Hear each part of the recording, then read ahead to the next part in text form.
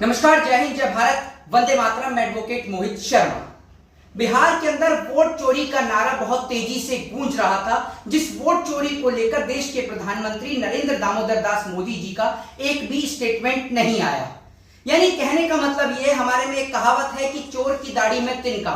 वो प्रधानमंत्री जो हर एक छोटी चीज के ऊपर टिप्पणी करते हैं, वो प्रधानमंत्री जो हर एक बात पर अपना बयान रखते हैं, लेकिन वोट चोरी को लेकर इतनी बड़ी यात्रा बिहार के अंदर निकली, लेकिन प्रधानमंत्री नरेंद्र मोदी जी का एक भी बयान वोट चोरी को लेकर सामने नहीं आया। जिसके बचाव में प्रधानमंत्री नरेंद्र मोदी जी ने एक मुद्दा बिहार के अंदर उठाया, बिहार में मोदी जी की मां का मुद्दा, कि मोदी जी की मां को गाली दी गई। सबसे बड़ी चीज तो यह है कि देश के प्रधानमंत्री नरेंद्र मोदी अपनी मां से इतना प्यार करते हैं कि नरेंद्र मोदी जी अपनी माता जी को नोटबंदी की लाइन में लगा देते हैं।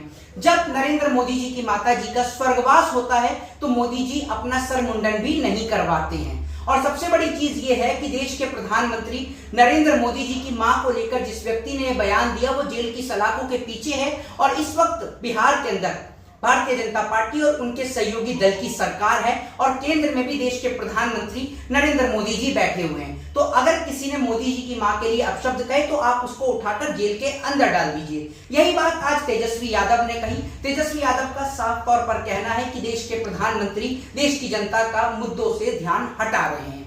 सबसे बड़ी चीज ये है कि आज बिहार के अंदर बेरोजगारी पर चर्चा नहीं है, महंगाई पर चर्चा नहीं है, महिलाओं को लेकर चर्चा नहीं है। अगर आज बिहार में चर्चा है तो सिर्फ इस बात को लेकर कि मोदी जी की मां को गाली दी गई, मोदी जी की मां को अपशब्द कहे गए। और देश के प्रधानमंत्री अक्सर ये बात भूल जाते हैं कि देश के प्रधानमंत्री ने विपक्ष की महिलाओं के लिए किस किस प्रकार के अपशब्दों का प्रयोग कहा है। कभी किसी को 50 करोड़ की गर्लफ्रेंड कहा गया है, कभी बहुत सारे शब्दों का प्रयोग देश के प्रधानमंत्री ने किया है। और प्रधानमंत्री तो खुद बोलते नजर आते हैं, बेटी बचाओ बेटी पढ़ाओ।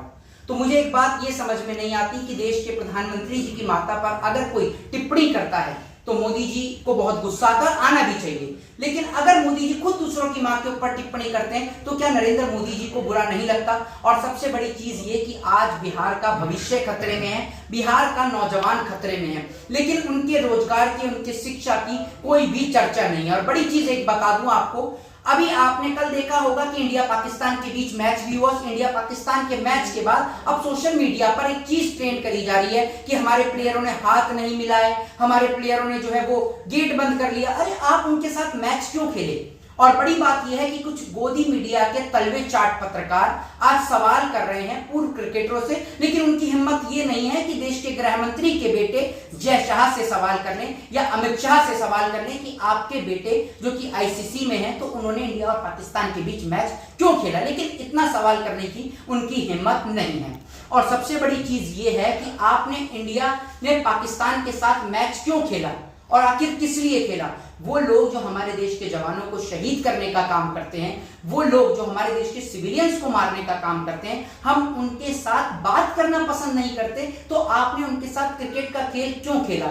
और बड़ी बात यह है कि देश के अंधभक्तों की और गोदी मीडिया की बहुत बुरी हालत हो चुकी है। कभी देश की गोदी मीडिया जो है अमेरिका को अच्छा बताती है, ट्रंप को अच्छा बताती है तो चाइना को बुरा बताती है, तो कभी चाइना को अच्छा बताती है तो ट्रंप को बुरा बताती है। अब ये बता दीजिए, दिवाली आने वाली है, चाइना का बहिष्कार करना है, चाइना के प्रोडक्टों को खरीदना है? इस सवाल का भी जवाब आप दे दीजिए। बहरहाल आप लोगों की क्या राय है, क्या प्रतिक्रिया है? अपनी प्रतिक्रिया कमेंट बॉक्स में जरूर दें। और ये जो चुनाव है बिहार का, ये देश को बचाने का चुनाव है, तो अपना एक कीमती और अहम वोट देकर इस देश को बचाने में एक अहम भूमिका अदा करें। और भारत के किस राज्य से आप इस वीडियो को देख रहे हैं? अगर बिहार से आप इस वीडियो को देख रहे हैं तो बिहार में आपको क्या लगता है कि भाजपा का सुपड़ा साफ होगा या नहीं? कमेंट बॉक्स में अपनी राय, अपनी प्रतिक्रिया जरूर दें। जय हिंद, जय संविधान।